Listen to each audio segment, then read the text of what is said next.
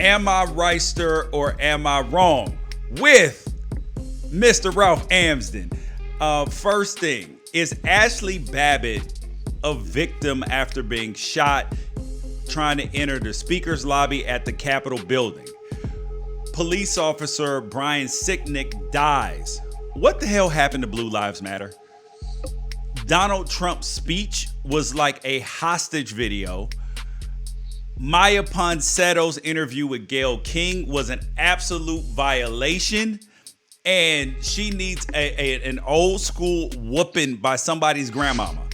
We're going to remember Tommy Lasorda, and Deshaun Watson is extremely upset about the Texans' handling of the GM and head coaching situations, and he has every right to be. Am I Wrighster or Am I Wrong is the intersection where sports, business, society, and pop culture meet the truth. The truth is the most important thing here. Monday, Wednesday, Friday, fire. Facts only. Make sure you check your feelings at the door because no BS is allowed. I only and Ralph only keeps it 100. Make sure that you leave a 5-star rating wherever you're listening to podcasts, or if you're watching on YouTube, give it a thumbs up, like, all of that. Make sure that you subscribe. Tell a friend about it, and you can shoot us an email. I'm mad@unafraidshow.com, or you can hit him up on Twitter or me up on Twitter at Ralph Amsden, at George Wrighster. And make sure that you listen to me as well on Mad Dog Sports Radio Monday through Friday, 10 p.m. Pacific, 1 a.m. Eastern Time, Sirius XM 82, and our Pac-12 Apostles podcast, and on Fox Sports Radio Sundays, 2 p.m. to 5 p.m. So we'll start at the beginning, Ralph. Ashli Babbitt, she got shot entering the Capitol building, trying to enter the speaker's lobby in the Capitol building. So I ask you, is she a victim?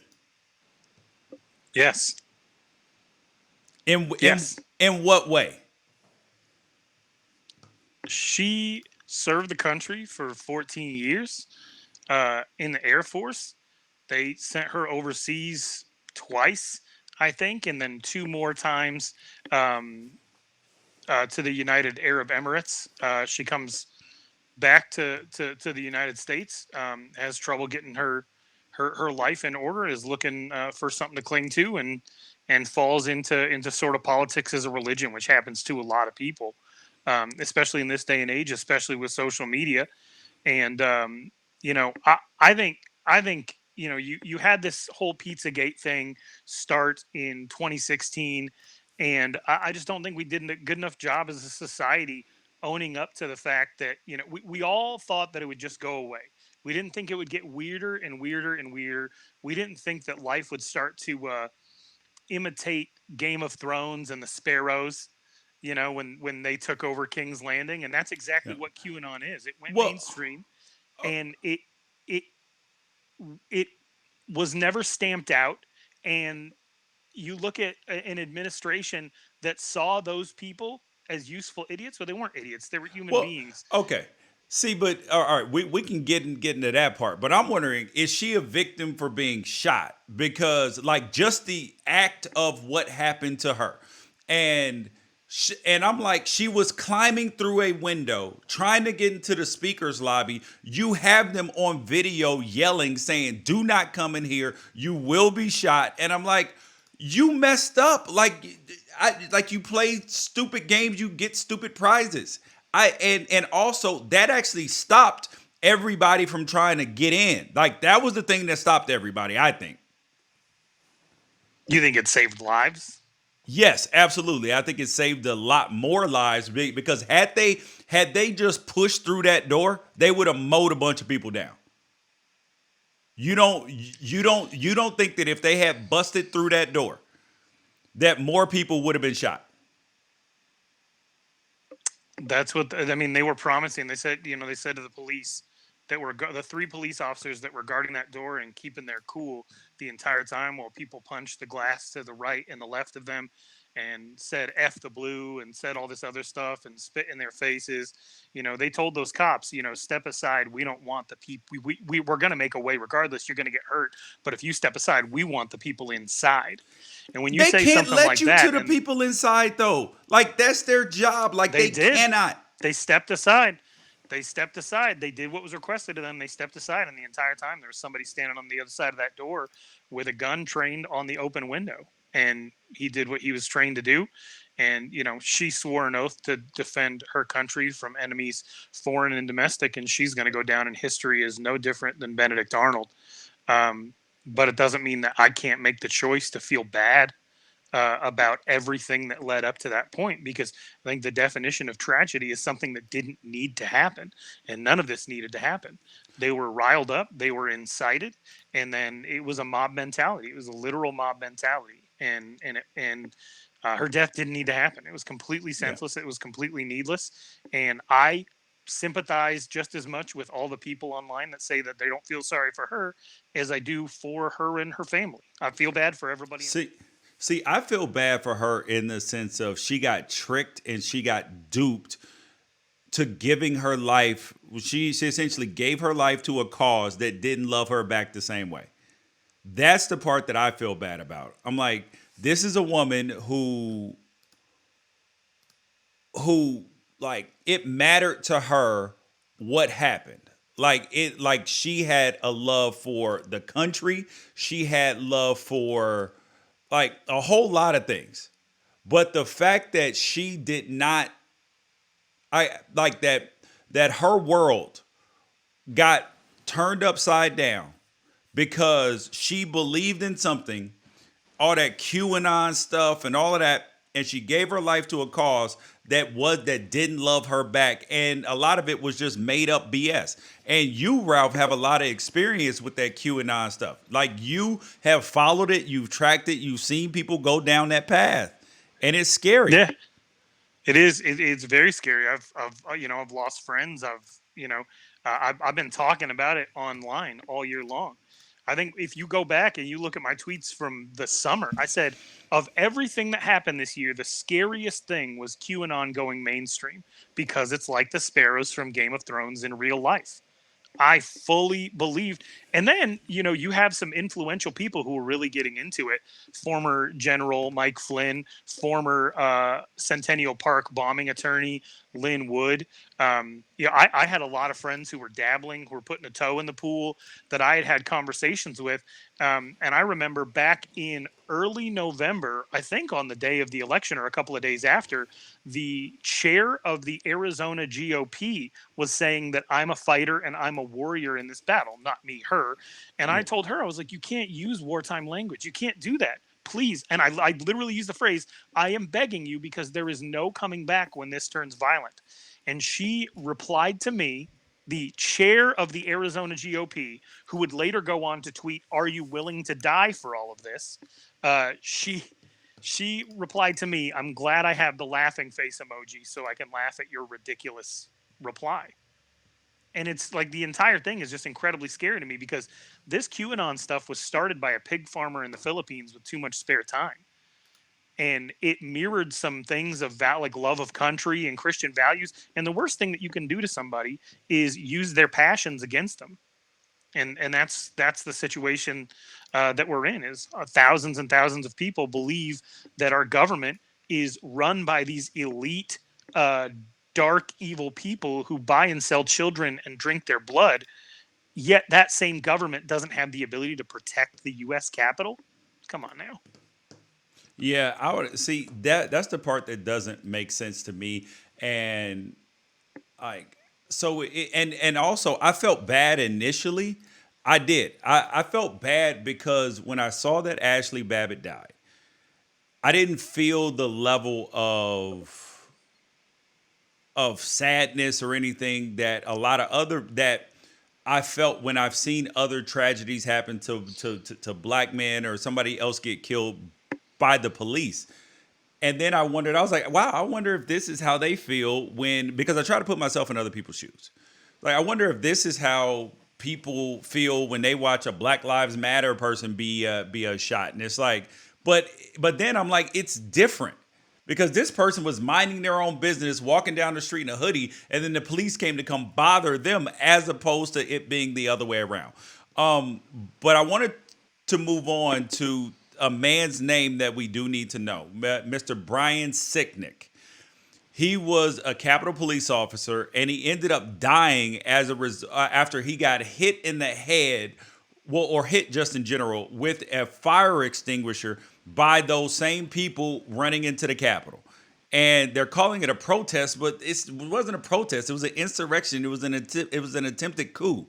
So, like, this is the part where like hypocrisy bothers me so much, Ralph, because I'm like, what happened to all of that Blue Lives Matter talk?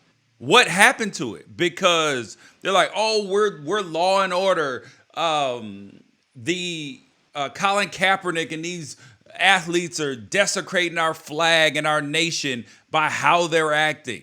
But then some of these people, they took down the American flag and put up a damn Trump flag. And I'm confused. Like, the hypocrisy bothers me. And you had a Capitol police officer die. But you told me that Blue Lives Matter. But apparently it only matters. And then it's like comply and don't die with Ashli Babbitt. But it only matters when it applies to them, apparently. I think a lifetime of being a sports fan and you being a professional athlete could have prepared you for things like this, because when you really think about it, it's red versus blue, just in real life, not on a grass field. Like, you have the same sets of fans walking away from every game saying the refs screwed us, right? People are innately lobbyists for their own self-interest, and there's always an asterisk on this. I back the blue so long as they are protecting me from you. I support the president so long as he supports, or someday she, my interests. There is always a caveat. Nothing is unconditional, ever. And so, you know, everybody is a fan of the police until the authority, the state of authority, and the state of things adversely affects them. I think I hear this is the best example I can think of is every parent wants their kid to be honest. Every single parent wants their kid to be honest.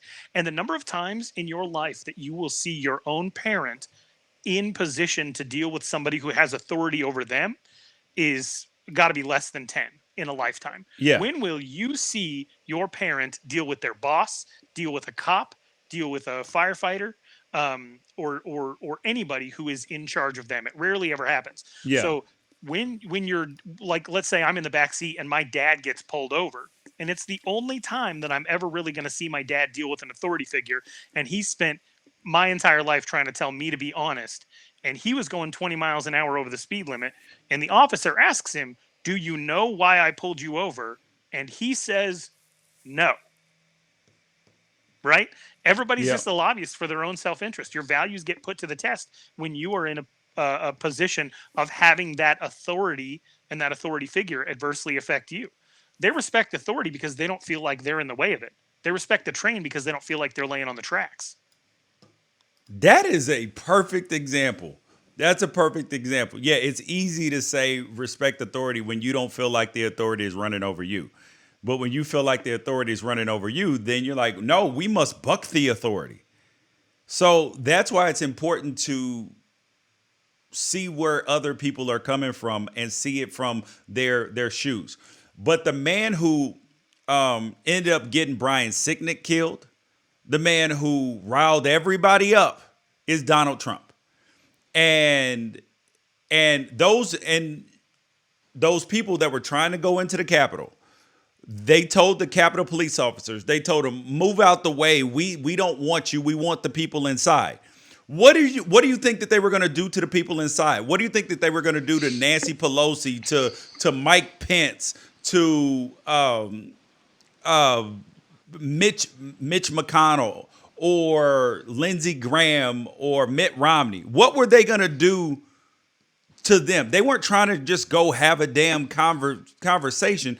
And the person that riled them up was Donald Trump. And then he got kicked off of Twitter for saying absolute ridiculous things. And then he comes out with that video yesterday, and I was like, to me, it looked like a hostage video because I tweeted, I said, what the hell made him be willing to say these things out loud on camera? I still don't know to this day. I'm like, what could they have told him that he would come on and say that? Probably the most presidential thing that he said his whole career. You don't have the ability to fundraise if you don't have access to the audience that you fundraise off of. And so if it's wholly dependent upon him at least attempting for 5 minutes in front of a camera to toe the line, in order to get access back to the audience that he's able to fundraise off of, and that ultimately gives him the power that he has. He's an incredibly powerful man. Then you're going to do what it takes. You remember when that Access Hollywood video dropped? He sat down in front of a camera. He never said he's sorry. He's not a guy that says he's sorry, but he said, I'm not a perfect man. And there was a tone change, right? Several different times during this presidency, there's been a tone change, but everything always regresses to the mean. And I want to say this because for anybody that thinks that he understands the gravity of the situation, that people who were wearing his name on scarves and hats and shirts and carrying flags with his name died. There was a woman who was trampled to death while holding a "Don't Tread on Me" flag. There was a man who went to the Capitol for revolution, and then the moment that it started to jump off, his heart couldn't handle it. Because honestly, George, these are not people who are ready for a revolution. These are not people who are like Al Qaeda and ready to live in a cave. They got air conditioning and lifted trucks, and they eat 4,500 calories a day and dip everything twice in salted butter. This is the softest attempt at a revolution in the history of the world. And when all those angry people broke into the Capitol, what did they turn into? They looked a lot like all those sorority girls that were at Arizona Diamondbacks games, all taking selfies that we all made fun of. That's what it turned into. They're so comfortable. They're not ready. They're not ready to be in caves. They're not ready to be in hiding. They're not ready to be like the Olympic Park bomber who was hiding in the North Carolina woods for years before he was caught. It's not like that at all. These are a comfortable people who have been riled up, and it's incredibly tragic that type of rhetoric makes them think that they're going to be able to go and get anything done. And the moment that they do, the moment that they get past security, the moment that they create the biggest security breach in centuries in American history, the person who led them to that point turned around and called them criminals. And now they're going to be hunted down one by one in their hometown. And they're still supporting them, which is the crazy part. That's what makes it like a cult. I wondered after he made that hostage video if people who supported him and were there would be like, did he just turn on us? And I'm like, yes, he turned on you. He will do what's in his best interest. He turned on Mike Pence. He turned the mob on Mike Pence. And the most important thing to him is him. It's the only thing that matters.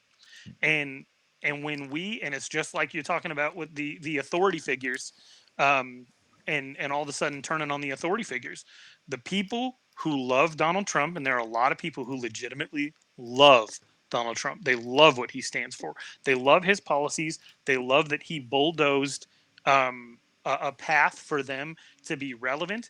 And one of the most important things in the world, they love that he hates the same people that they hate. Yep. And I'm not talking about racism. I'm not talking about prejudice. I'm talking about just political enemies, people they're annoyed by, Zoomers, people with purple hair, people who whine, the nanny state, the people who dress in black and smash windows and have been doing it for 35 years just because they like the action.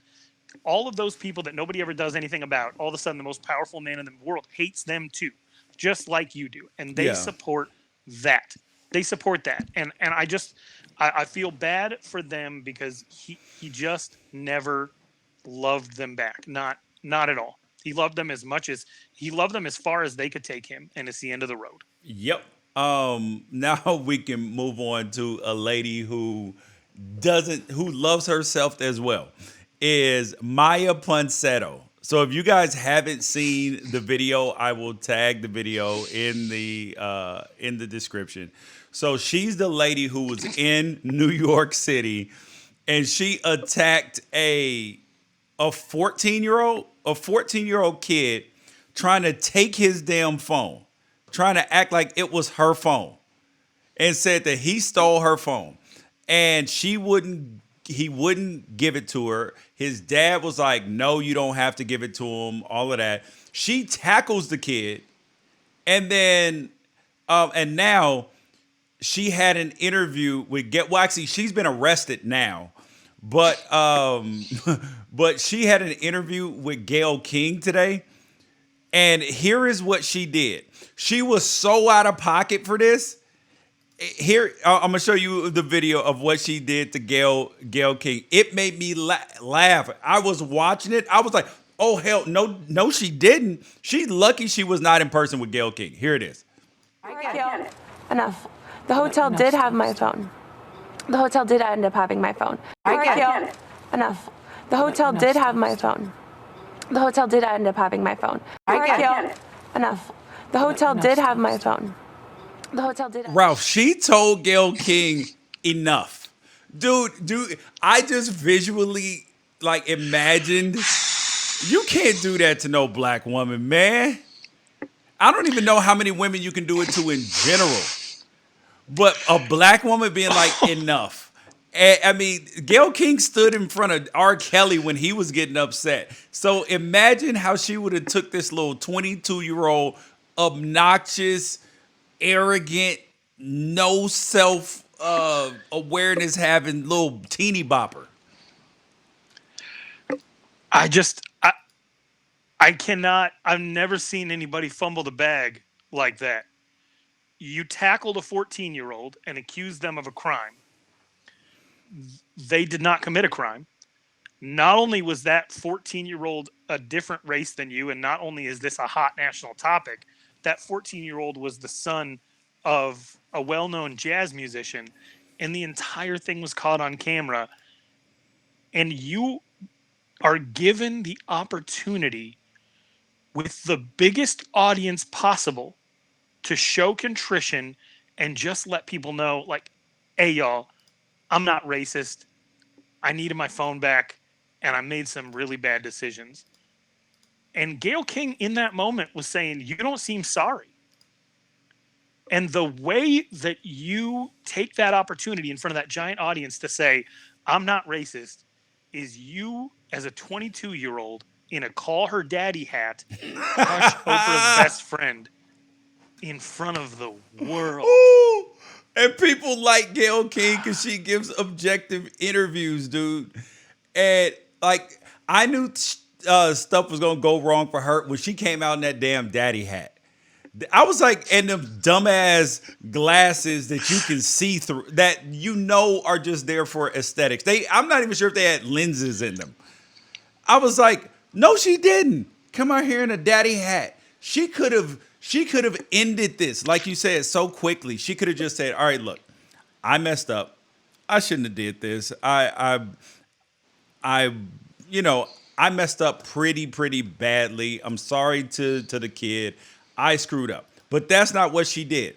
And then come find out, this little thing, Miss Woman, 2 DUIs in 2020. 2 DUIs. And her and her mom, and she got arrested for allegedly being drunk at the Peninsula Hotel in Beverly Hills. Come on, man. And I don't want to hear, oh, she's got a problem. Like, no, sorry, you're a grown-ass woman. When you do things, there are consequences. I don't care. Oh, she got problems now. She's got some problems. She got a case. I will say this. I think this might be the most culturally relevant moment of sass since the whole Cash Me Outside thing. And it might catch on like that. Oh, that, and then the thing about, like, the thing that nobody's talking about is her lawyer, her poor lawyer, turns to her and says, stop. And in the same motion, she gives a head nod to her lawyer, like, and you too, you can shut up too. It was, I mean, it was incredible. I'm genuinely impressed that if you were going to go out like that, that you went all the way out. Oh yeah, dude. She took it to the absolute max, and so she gets whatever is coming to her. Now, I guess on to the sports side of this program. We wanted to. There was a man who spent a lot of time in sports. He passed away late last night, and that's Tommy Lasorda, Dodgers manager. He passed away. I mean, he was the manager for the Dodgers for an extremely long time. He was a person who was an advocate for, he was the manager from 77 to 96. He was an advocate for baseball in the communities, did a lot of charity work, helping to raise money for baseball fields to get rebuilt. And he led the Dodgers to World Series in 1981 and 1988, which people will famously remember for the Kirk Gibson home run. And people saying that that was the worst team to ever win a World Series in the history of life, in the history of baseball. But and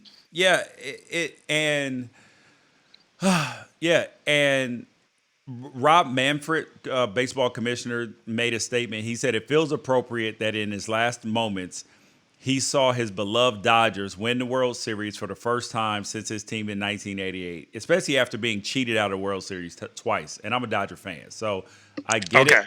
I get it. So that's a little bit of solace. He was probably like, "Yo, I can die a little bit more in peace right now." Yeah, it's really sad.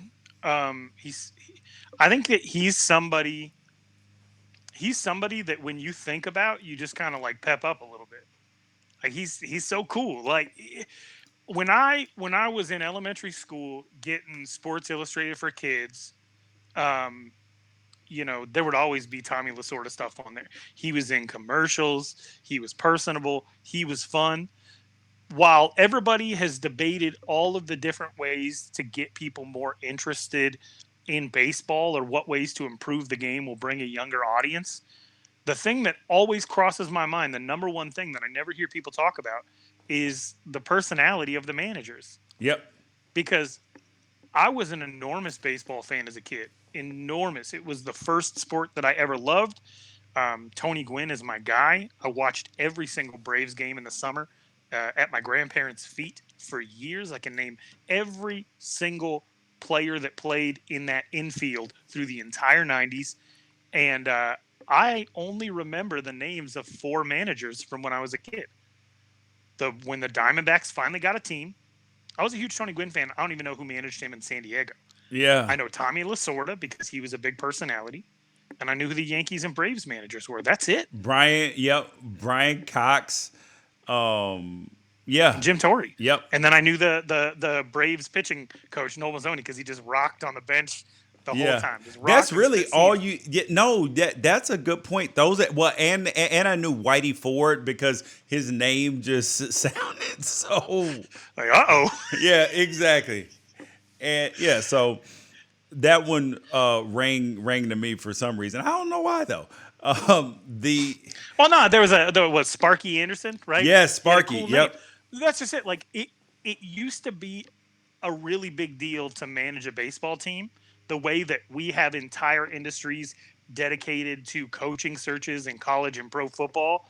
That used to be like, it just used to be such a big deal to be the head of a baseball team. You were the face in front of the media. You were because a lot more people read about baseball than really even got to watch it. So you kind of had to be a personality. You had to be out there. And baseball just got so uniform and robotic and a little bit boring. And the humor got a little bit dry. And the personalities got less and less. And the risk to the brand got greater and greater. And it just, I just wish there were more Tommy Lasordas out there having fun. Because it's a game, and I think that would make baseball a whole lot better. He made baseball great. I would agree with that. The last thing we got up today is Deshaun Watson is pissed off, and he has a right to be, in my opinion. So the Houston Texans, they just gave him a big, huge extension, and instead of consulting him, mind you, he brought general manager candidates and head coaching candidates to the Houston Texans. He said that through his people that he didn't expect them to necessarily hire his folks, but at least give them an interview. And I thought it was absolute craziness that the Houston Texans, that they wouldn't even consider it And it's basically, evident of how they've been running the franchise. They let Bill O'Brien trade away DeAndre Hopkins and a second round pick for a running back that Arizona didn't even want in David Johnson. They didn't even want David Johnson anymore. And like, you just continuously make foolish moves like that. And I think for Deshaun and for other players, the biggest crime of this whole thing is that, and the stupidest thing is this, they interviewed head coaching candidates before they hired a general manager. Like, what? That's the first thing. And then the second thing is, you didn't even request to interview Eric Bieniemy. What? And Deshaun Watson wanted him interviewed. You saw what he's done with Patrick Mahomes. And you don't even interview this dude? Something is wrong. This franchise is broken. They deserve whatever they get. Would you do whatever he says? Like, Deshaun Watson, okay, how much power should Deshaun Watson have in that franchise? I think, because I'm not objective. I'm not objective when it comes to him. Over roster or management changes, I think that in the decision-making process, he should have about a 15% sway. 15%, like I would say 25% sway on roster, 15% sway on like hiring of upper management. Do you think that they should be able to make any hires without his final blessing? Because you're saying he should at least be in the room where it happens, little Hamilton reference. Yeah. Are you saying that he should be able to get veto power? No. Or should they bring two candidates absolutely. and say, which one do you like more? No, I think that he should have some input on the decision. Think about this. Michael Jordan would not have hired Phil Jackson. He already said in The Last Dance he didn't want him. So that and other coaching hires prove that players don't always know best. However, your best player, especially when they're a smart player, intelligent player, like somebody that you feel adds value, like you shouldn't ask Antonio Brown. You know what I mean? But you should ask Deshaun Watson, and his opinion should hold some sway in what you decide to do. It shouldn't be the ultimate decision or even necessarily a huge factor, but it should, about who should be the general manager, 15%. Like, let him meet the guy and say, oh, well, here's how I think the players are going to respond to the guy. That way, then you get a feel for your locker room, or at least the players that the general manager is going to most deal with. I think that that's important. Yeah, I think, I'm not sure Tom Brady ever had that in New England, because he was always married into the situation that he was married into, and they don't really have, maybe he had some say in who. Oh, I think he did position with Bill. Coach or something like that. But it wasn't like he could go to Robert Kraft and say, you got to get rid of Bill Belichick. It was never anything like that. And so I think Deshaun Watson is special. I think he's a top 5 talent. Yeah. I am one of those protect him at all costs people.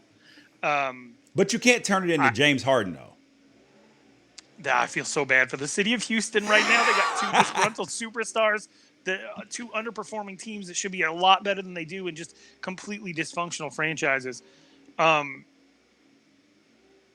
If there is an easy way to not upset your superstar, you should always choose the path of least resistance.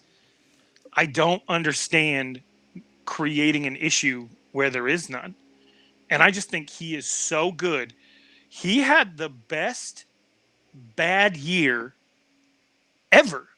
This is the best bad year of all time. He had the best quarterback numbers of any, not just losing team, but like bottom feeder team. Yes. They got the 3rd pick. Yeah. 3rd pick. Yeah. How could, and that's like, you would think that your quarterback played bad or marginal. No, he played excellent. Yeah, and it's not like the NBA. It's not like Russell Westbrook going out there giving you 20, 20, and 20, and you can still find ways to poke holes in his game and say that it was his fault that the team lost and that he's not a good enough leader. No, this is a quarterback in the NFL who is playing almost perfect with bad teammates. You cannot afford for him to be disgruntled. You just can't. Yep. Yeah, and they can get rid of him for a $21 million cap hit. And if I am mind you, so this is an organization that does foolish things. So if I'm the Jaguars, I'll call you up and be like, hey, yo, I give you this number 1 pick with Trevor Lawrence. I'll give you the number 1 pick. You give me Deshaun Watson. And then if they say no, I'll say, okay, look, I'll give you the number 1 pick and the number 21 pick. Just give me Deshaun Watson. Would you, if you were Houston, would you take that? If you were Jacksonville, would you take that? I would take Deshaun Watson over the number 1 pick in the draft. There are not many quarterbacks in the NFL that I would take over the ability to have Trevor Lawrence or Justin Fields. It's not 1A, 1B for me. It's like 1 and 2. But I would take Deshaun Watson over them in a heartbeat. Yes, he's a known quantity. Yeah, I'm a Cardinals fan. When I found out he was upset, even though Kyler Murray is having just like historic offensive numbers. You like switch him 2 years. You're like, oh my God. In a second. Give him and a pick. Go ahead. We'll take the 6'3" guy over the 5'9" guy who can do he can do the exact things that Kyler Murray can do, except better. He's incredible. He's just an incredible quarterback, and he's doing it post-injury. And he seems to be just an incredible ambassador. Yep. And I would give up a lot. I would definitely give up more than we gave up to get DeAndre Hopkins. Exactly. You guys, though, thank you guys for listening to Wrighster or Wrong. I'm George Wrighster. He is Ralph Amsden. Make sure that you guys download the podcast wherever podcasts are found, and most importantly, share with a friend. Have a great weekend. Peace out. Catch you guys next week.